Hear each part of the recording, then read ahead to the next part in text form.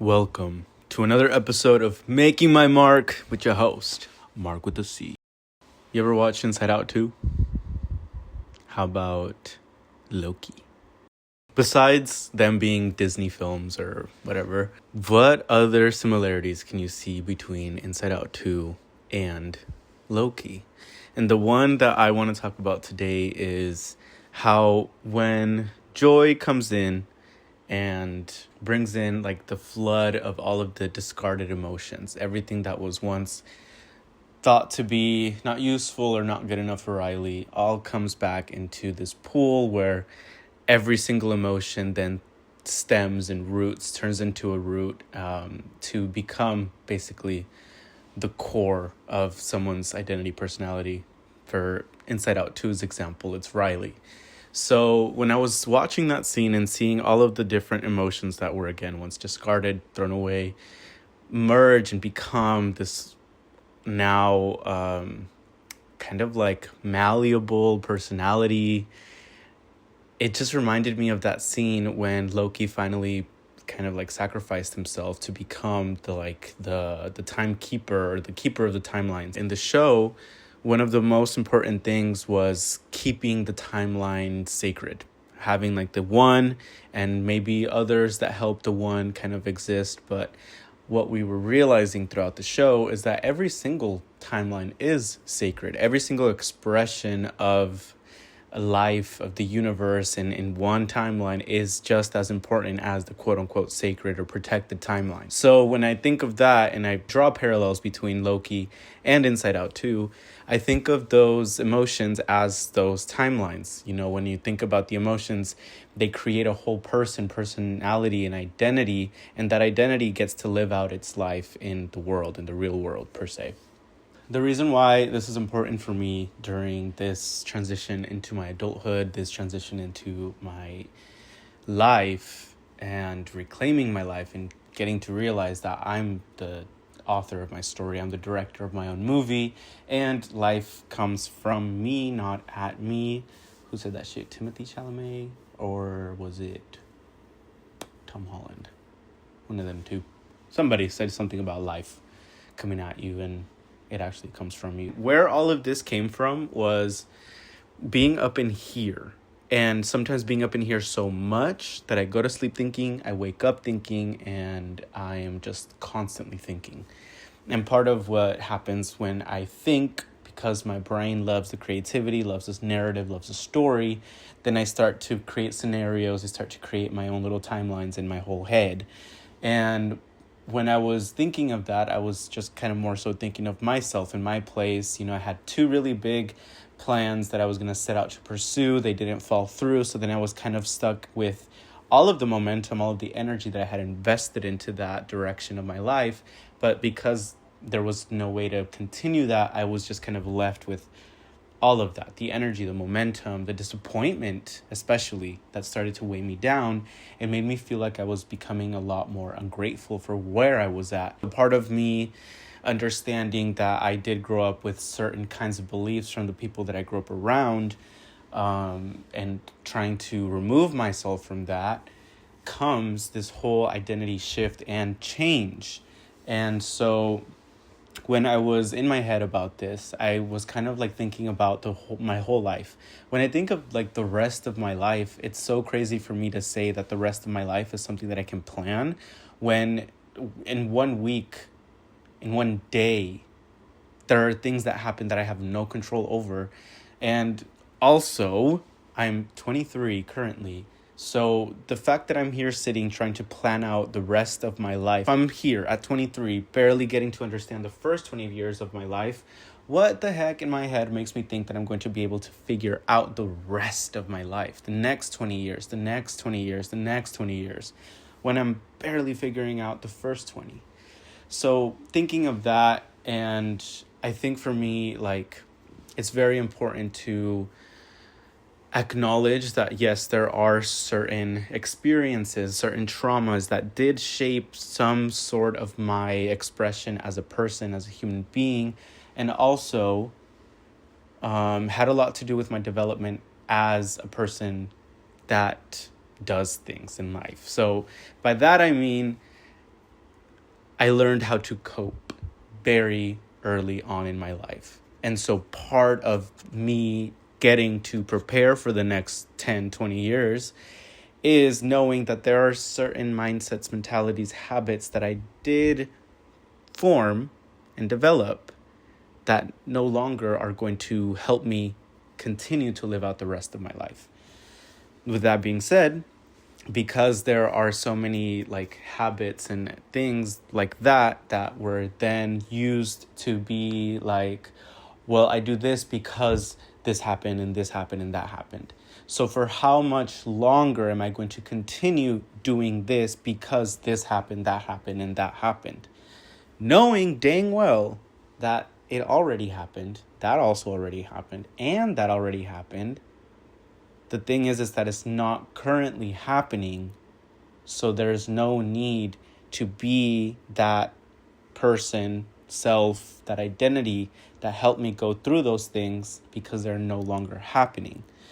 And the whole detaching your personality, detaching your identity, that shit does come with so much, we talk about it, Jadina mentions it a lot in her videos, and she talks about just like mourning yourself, feeling the guilt of letting a part of you go, and also that part of you that was just kind of created for survival also has some things to say, some things to express. Like, I can't also let go if you don't recognize the work that I put into surviving. Every single person on this planet wants approval, validation, and support. Even those parts of ourselves that we then learned to deem irresponsible, arrogant, ignorant. Because when you are surviving, you do things just in the heat of the moment that once you're out of that moment, then it's like, oh my gosh, I could see things a lot clearer. I could see and feel things a lot more. And part of me going through what I was going through these past couple weeks was being stuck in here again and making everything either an excuse or a confirmation for how it is that I was reacting and responding to certain things.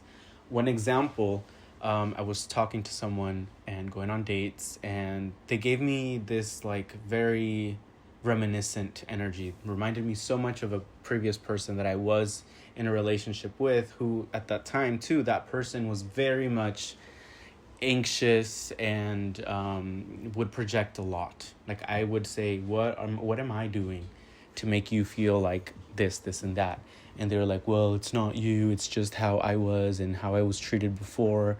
And I'm like, okay, well, let's start there, So basically that whole thing was just very unstable.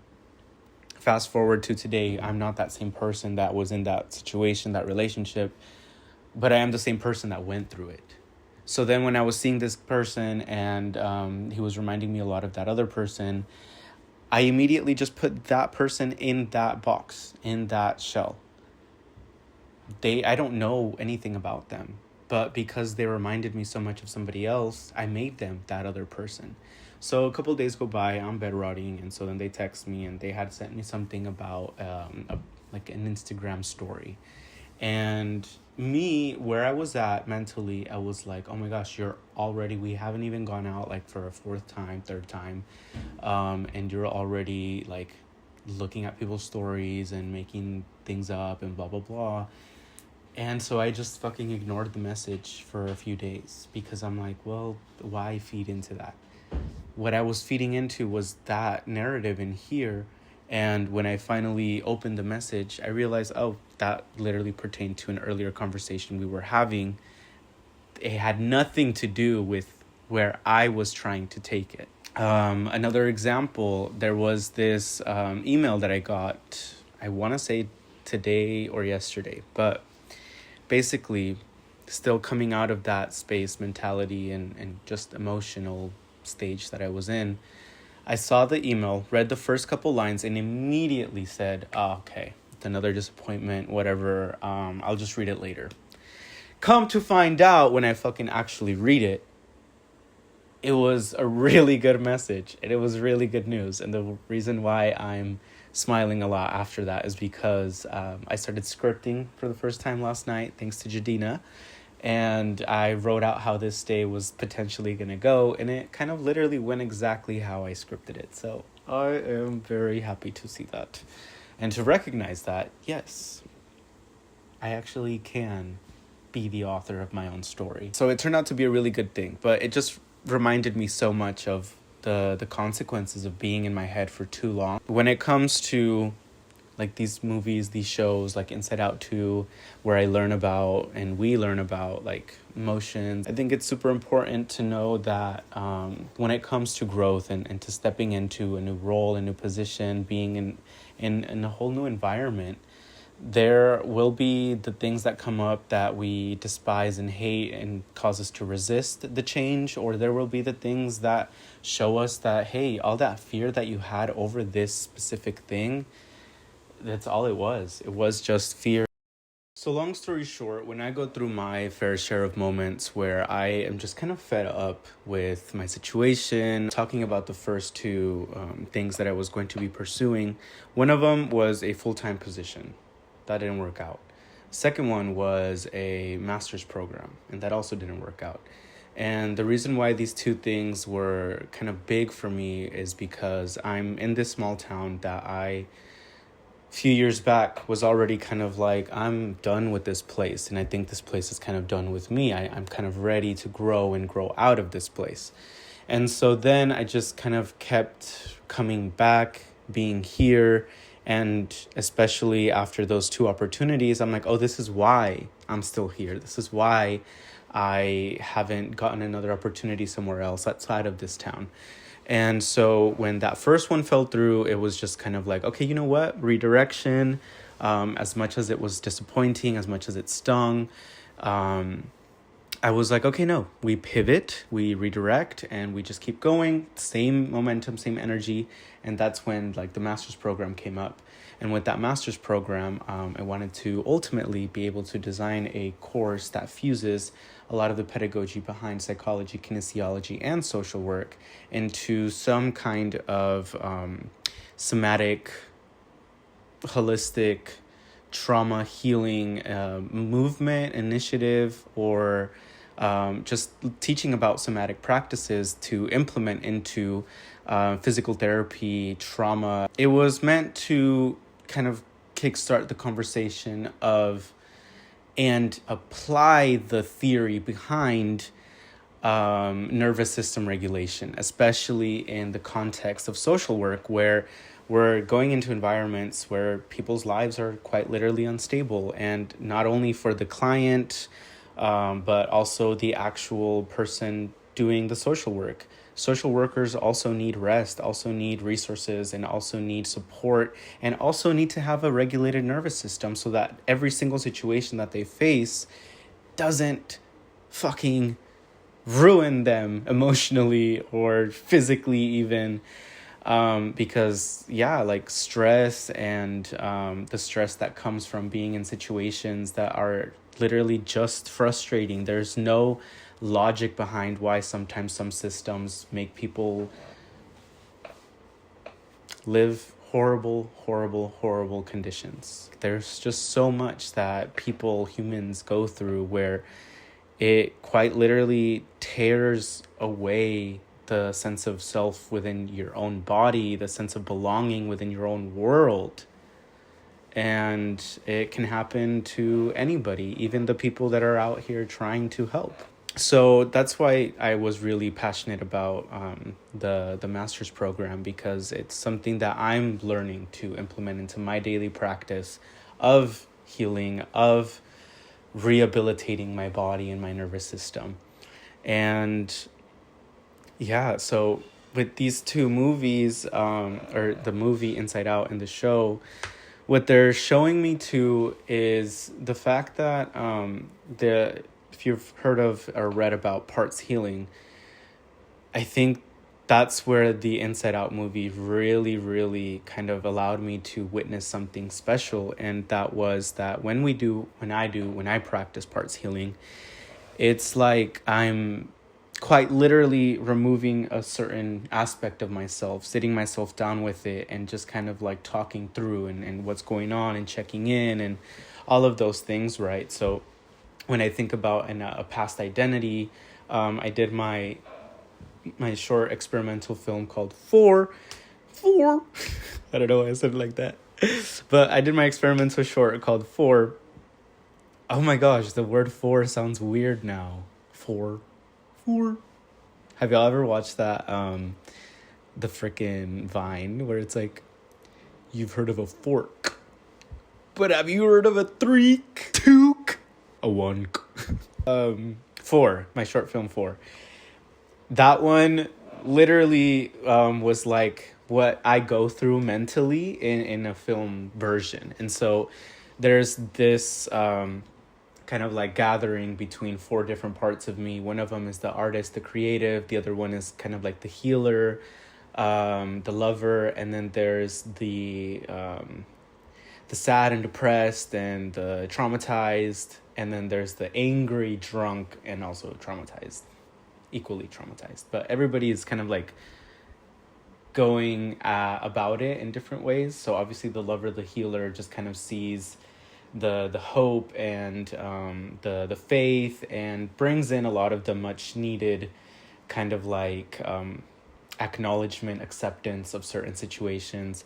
The drunk is obviously just the one that's surviving, coping, is very easily triggered, is very easily swayed.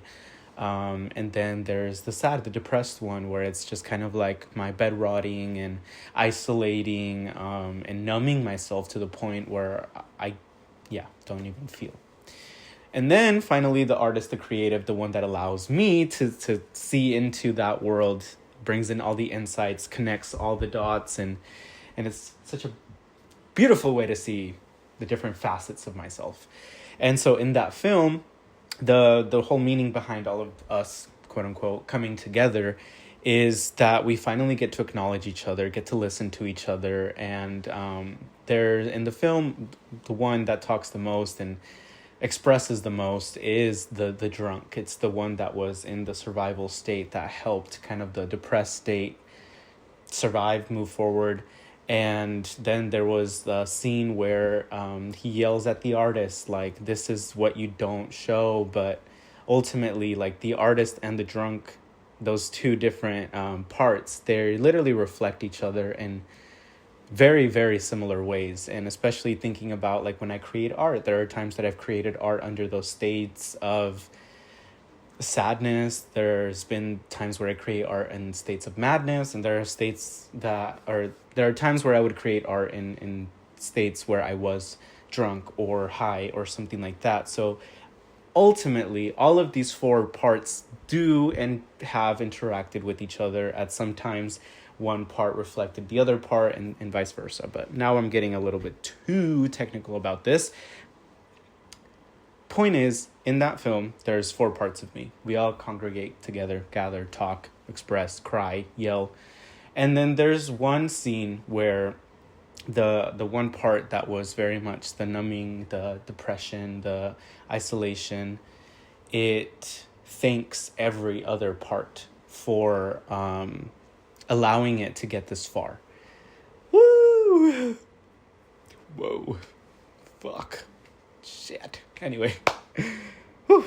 Thanks all the other parts, and eventually fades away.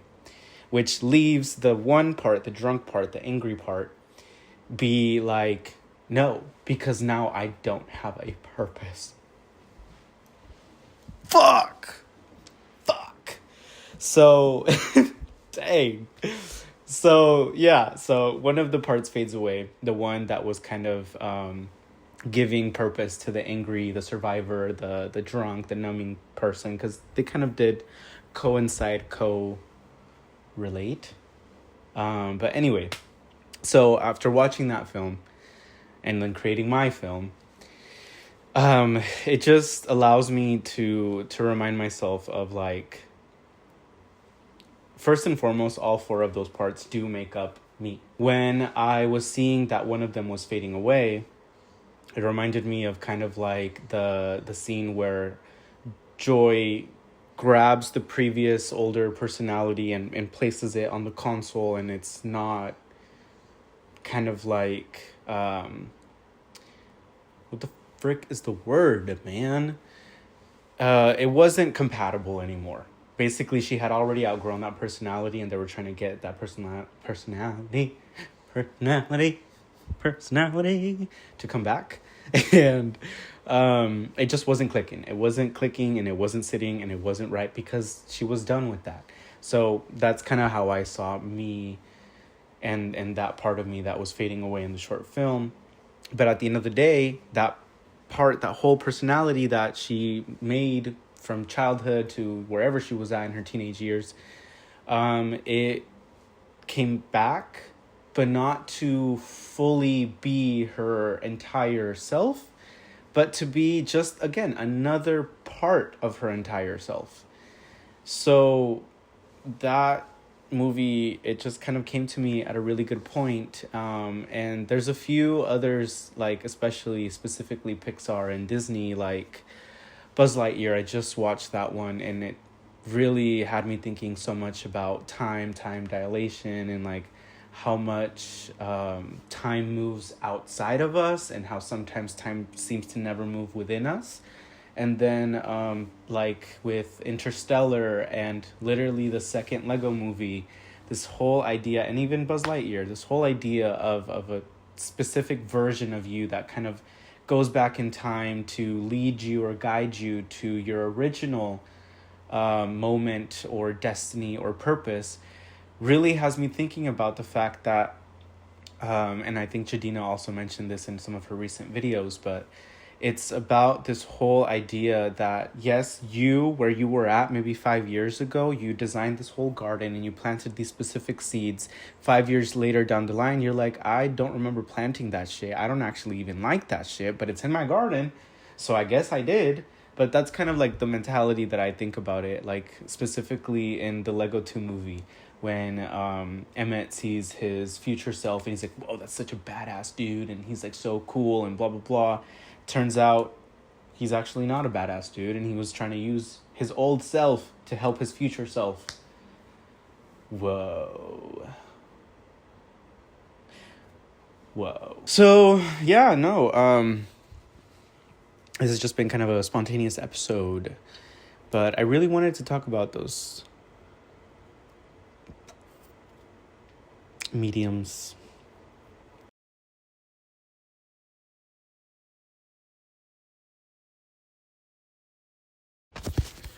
So with all that being said, where I currently am at, I get to be here with less friction and less uncertainty. I thought of like this whole thing about like the unknown, like stepping into a dark room, you can't see anything, or going outside and it's completely foggy and you can't see anything until you're like right next to like whatever it is that you're about to see. And thinking about the fact that whenever it is that I do go through my ruts, all of the unknown, especially all of the negative things that I wouldn't necessarily hope for, are possible and are even more potentially, or have a higher potential to happen when I don't take care of myself. When I don't take care of myself, the unknown has a higher chance to be more scary, because I know that I'm not doing the right thing, quote unquote. However, when I do know that I'm taking care of myself, my emotional state, my finances, my career, when I know that I'm doing things that are actively supporting and expanding myself, my success, my growth, then the unknown becomes less scary, because the possibilities are just inevitably going to be good. And this whole thing about like taking care of myself versus not taking care of myself also speaks to how the journey is, the whole journey of healing. It can be very, very long when we do take the longer routes, the conditional routes. I talked about this earlier on my Instagram. And basically what I said was this. The mind makes connections, the mind makes pathways. You go this way, you're going to feel this. You go that way, you're going to feel that. Okay, so then I'm thinking, wherever you're at, like I'm going to continue going forward, whether we take the longer route or this direct route, that's the question. Okay, what does the long way mean? Well, if I go this way, then, you know, pleasure, joy, all of these things, they come at a price, at a cost, at a condition. If I go pursue the more direct route, the one that's more healthy for me, apparently, that's so funny that I said that I did that. But anyway, but if I go and choose the more direct route, then it's like, well, all of these things will come without the conditions. So then I think of it, okay, maybe the longer route is also the conditional route, and the more direct path is the more unconditional route. Where over here, I take the longer route because I have to prove myself, prove something, get something. And I'll leave you all with that. Thank you so much for tuning in to another episode of Making My Mark with your host, Marc with a C.